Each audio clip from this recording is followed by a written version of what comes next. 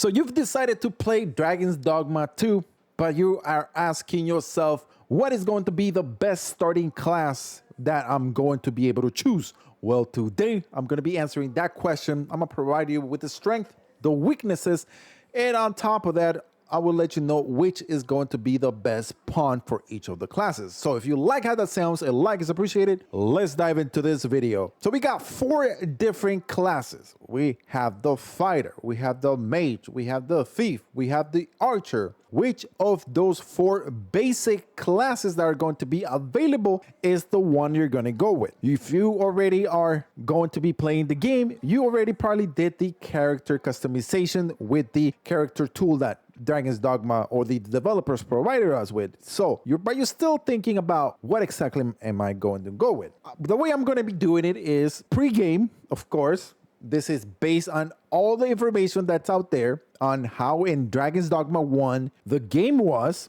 And from that, I'm going to be putting it in a tier list. So we're going to go, as you guys know, right? S, A, B, C, D, E, F. We're going to start off with the fighter. The fighter is going to be, of course, the one that is going to be able to deal more damage with the sword and with the shield. But what the strength of a fighter is going to be is that he's going to be very upfront, fighting all the different foes, taking a lot of damage. So that means this class is going to be tanky. Now, if this class is going to be tanky, what is it going to be able to do? It's going to have a high defensive. It's also going to be able to take a lot of enemies toward himself, and probably the one of the cons would be for a fighter, I believe so, is probably going to be the weak range that is going to have, meaning that if there are enemies up in the air or they're too far, he's not going to be able to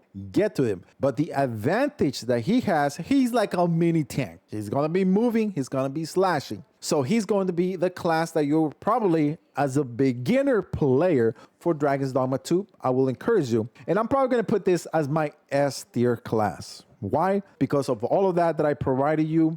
Now, what would be the best pawn that I would tell you go with this? I probably would have to say, let me see, Archer.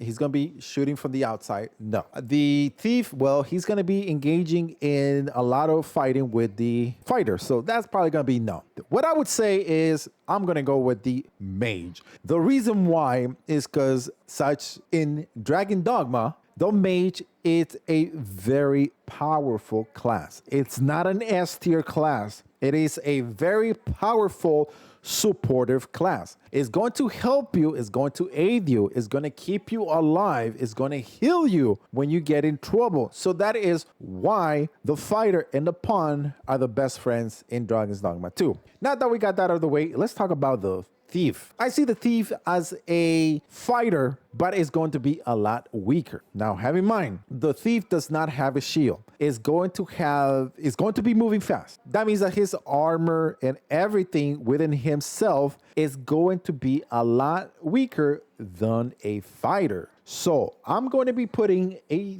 thief as a class because he's going to be able to move around fast. He will use those daggers like a killing machine. He will be able to kill different enemies very fast, but he does have a big weakness, which is going to be survivability, and the fighter does not have that. It's also going to be able to be engaging in a lot of fighting, and that is also a negative towards the thief class, because if you're fighting and you are very weak on survivability, a lot of the hits that a fighter is able to take on, a thief is not going to be able to do that. So you're going to have to be more on your tippy toes, be a lot faster, move around. Now, what is going to be the best pawn? I would probably will tell you either the archer or I probably will tell you the mage. I'm going to go with the mage. I think the mage is the most OP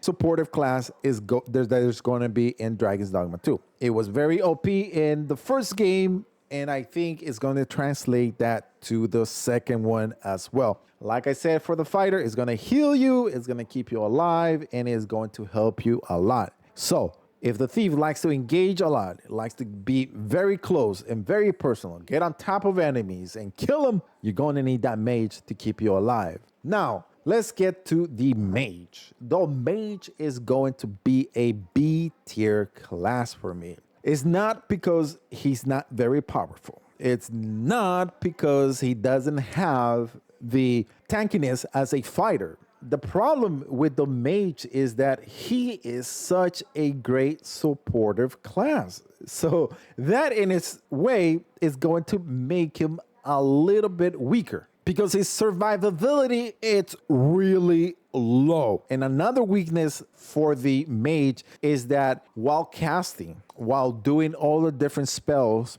he's going to need some time. I believe so that based on the different videos that I've put out for you guys, and you can check out the description or you can subscribe to the channel and check out all the different videos, the mage only has one particular spell that you're going to be able to spam really fast. And that is a big weakness. As a main class or as your starting class, you're really going to have to be thinking about where I'm going to be positioning, what I'm going to be doing. Is this the best spell to use? And that tells me at the same time, if you're going to be choosing as this as a main, I will go with the fighter as your pawn because you're going to need someone that's going to be in taking the crowd control. You're going to need a pawn that is going to grab more attention than what you are as a mage, so you are able to cast those powerful spells and rain down on all the different foes. And that's why I believe the mage has to be a B tier. Now, the last one is the archer. I think I have something against the archer. I don't feel is a main class, and I don't feel that as a pawn, he might be doing the well at all. And this is why. The archer is going to have range, and that is the number one thing that he has as a pro. As a con, he has a bunch, but as a pro, he's going to be able to move really fast. But what is the point of moving fast if you're going to be on the outside? It just doesn't make any sense being a archer. It just doesn't. Of course, you're going to have good crowd control, but from the outside, not from the inside. Biggest weakness, low survivability, such as like the mage. You gotta be outside. He's gonna be shooting his arrow with the different skills that are very powerful. Don't get me wrong, they are very powerful, but it's going to lack on how you're going to be able to help a pawn. And one of the cons thing that also has is that it doesn't come with a lock in range. So it's not like another games that you can lock on an enemy or you can lock on a multiple enemies at the same time, because you're not going to have that as an option. What is going to be the best pawn for this dude? I think probably is going to either have to be a thief or a fighter, because you're going to need a pawn that is going to be grabbing a lot of attention. So if the pawn doesn't grab a lot of attention, guess what's going to happen? All the foes are going to go to the archer. And that is going to give you a lot of frustration, because you're not going to be able to handle all those enemies with just one bow and one.